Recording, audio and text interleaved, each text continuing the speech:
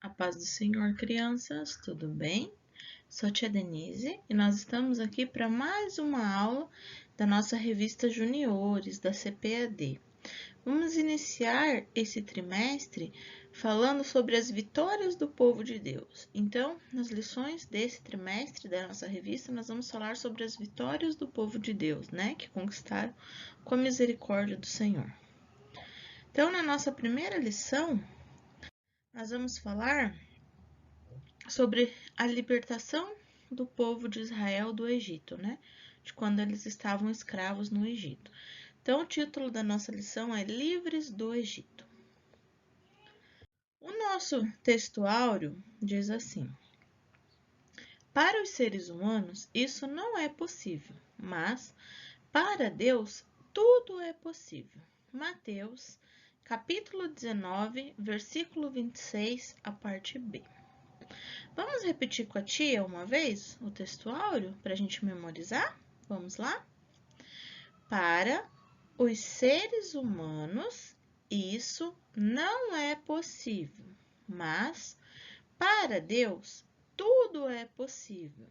Mateus, capítulo 19, versículo 26. Então, é uma passagem muito linda da Bíblia, né? Esse nosso textuário, que fala pra gente que pra gente algumas coisas não são possíveis, mas para Deus nada é impossível, né? Tudo é possível para Ele.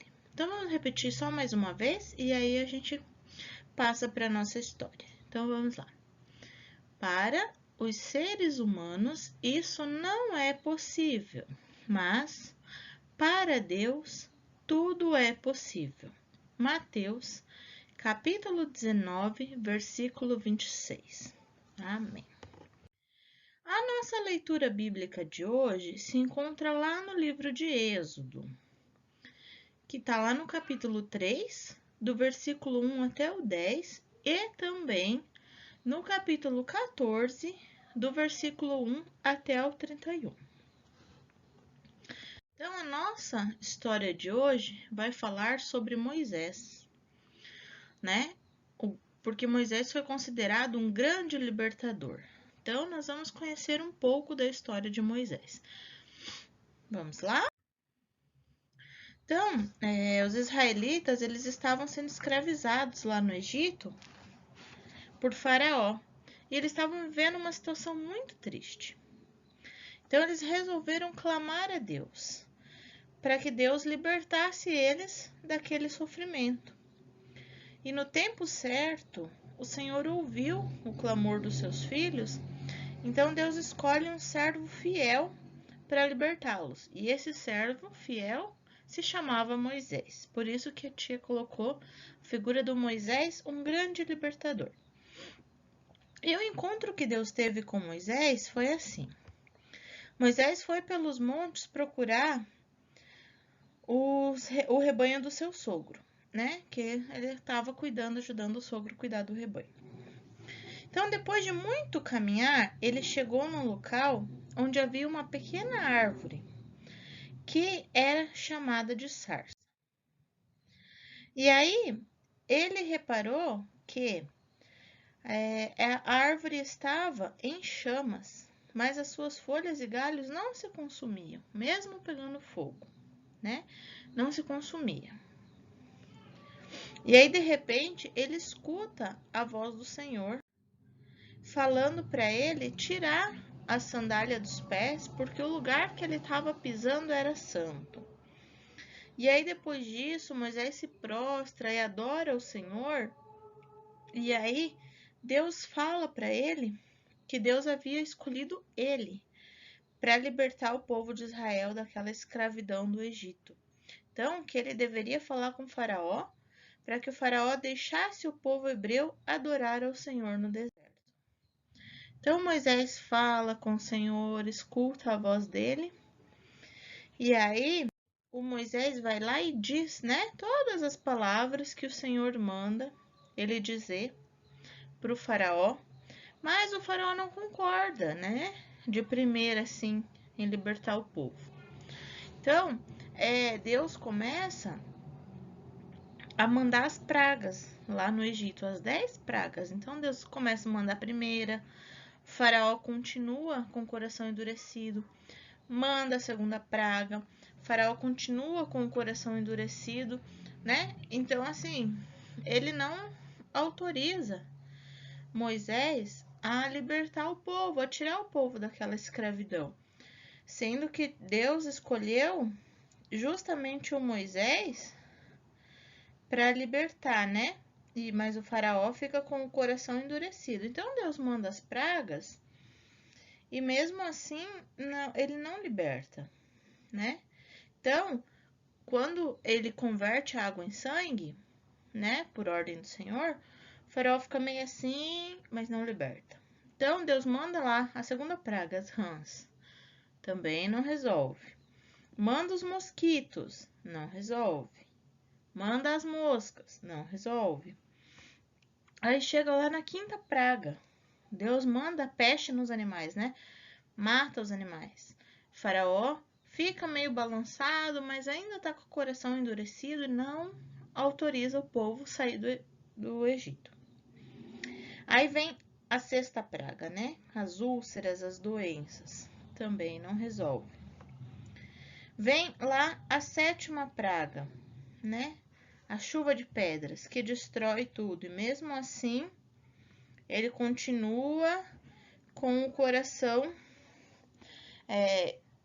resistente, né? Ele não escuta e assim aquela chuva de pedra destrói toda a plantação. Por quê? Porque não permite. Mas o que acontece?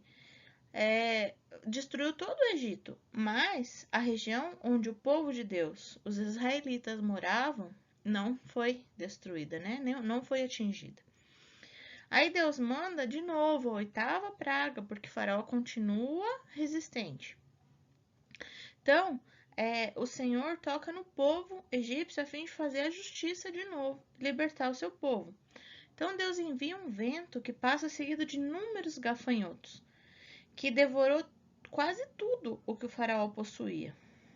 Então, daí o que acontece? Dessa vez o faraó cede, né? Então, tá bom, Moisés, pode tirar o povo. Aí o que acontece? Cessa a praga. Cessa a praga, o faraó fala, não vai levar ninguém daqui não. Aí vem a nona praga, né? A praga de número 9, que são as trevas. Então, todo o céu do Egito ficou escuro, né?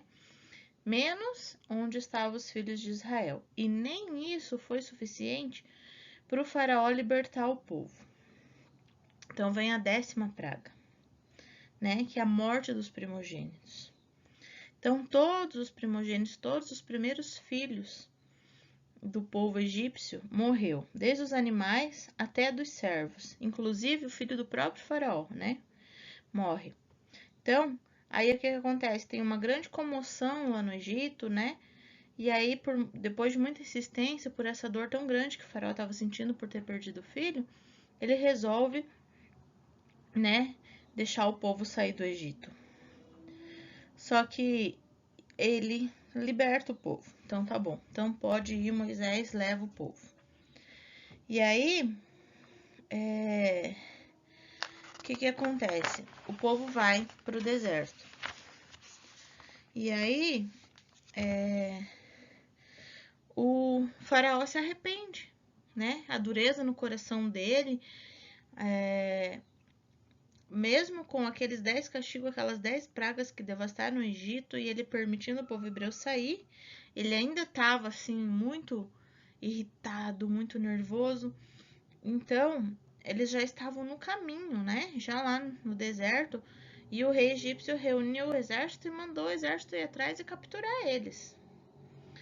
E aí, quando eles viram os egípcios se aproximando, eles ficaram apavorados, né? Com medo, porque eles começaram a se lamentar, né? Que o medo era tanto que eles começaram a se lamentar de ter saído do Egito. Só que Moisés tinha muita fé no Deus Criador e Libertador, né? Então, quando eles chegaram lá na beira do Mar Vermelho, eles se amedrontaram ainda mais, porque eles olhavam para frente, viram o mar, olhavam para trás, o exército de Faraó se aproximando, né? Então, Moisés levantou a voz e orou a Deus. E aí, mais uma vez, o Senhor responde a Moisés: Por que você está me pedindo ajuda? Diga ao povo que marche.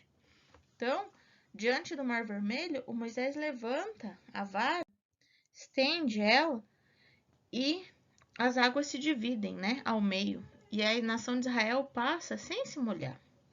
Então, os hebreus atravessaram o mar em seco, nem uma gota de água molhou eles.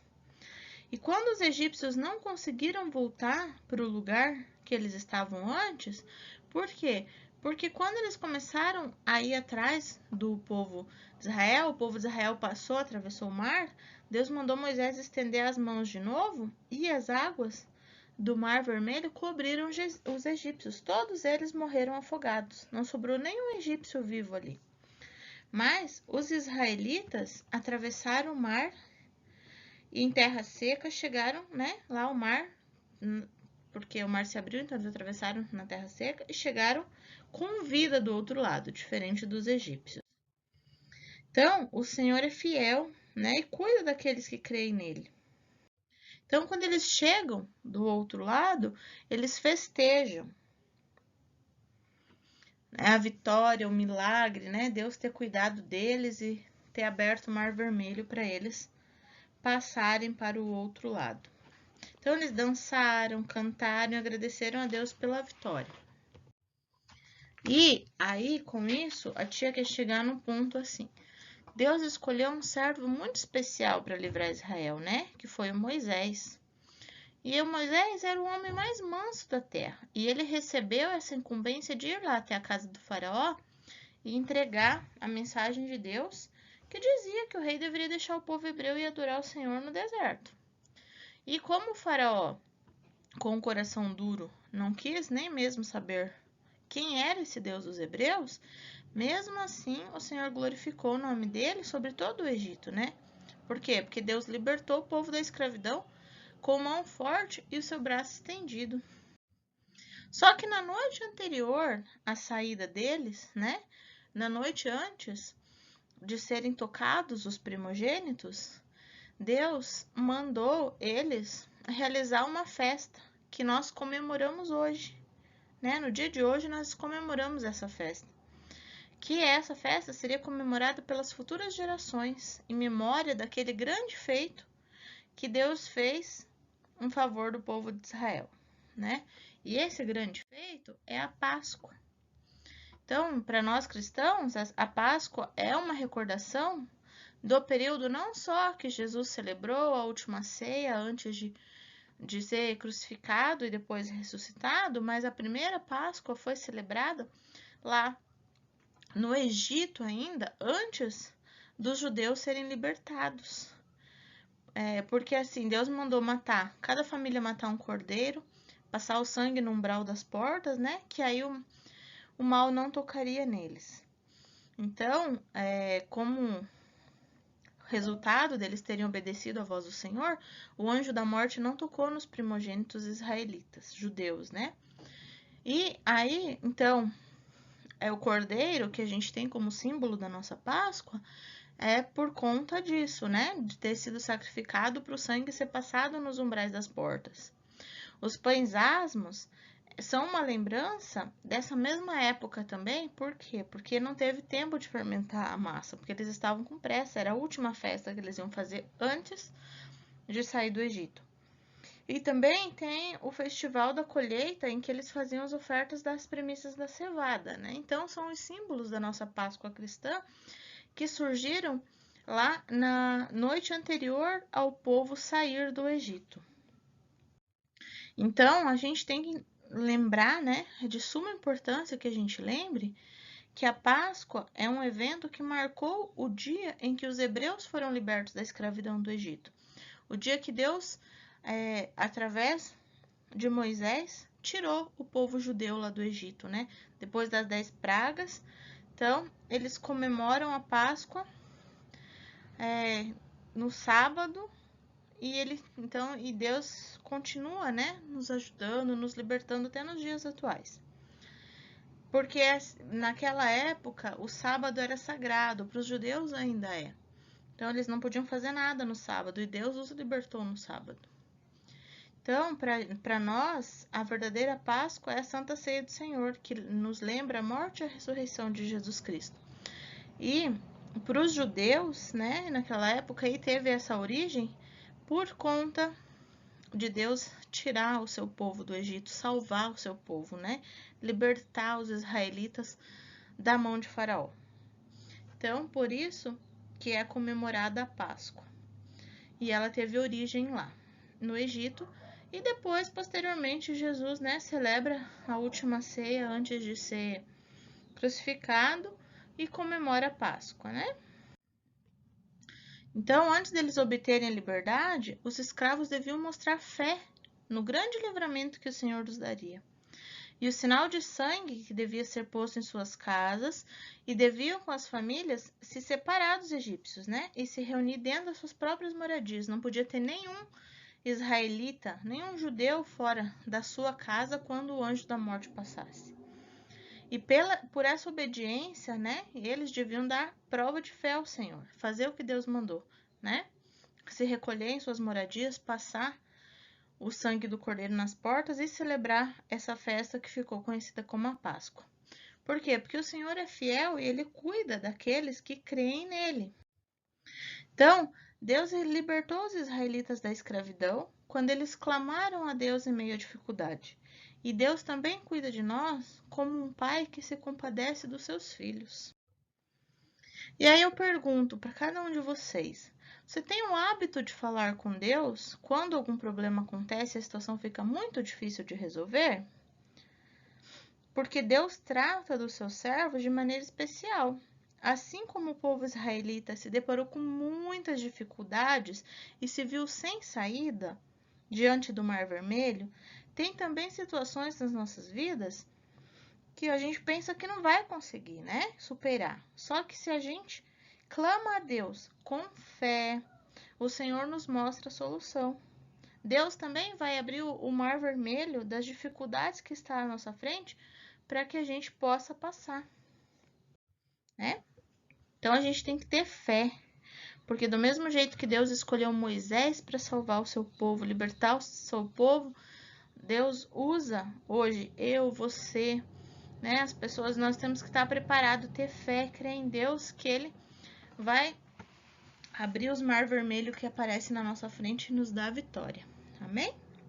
Vamos orar para encerrar nossa aula? Vamos lá? Feche os olhinhos e vamos orar junto com a tia.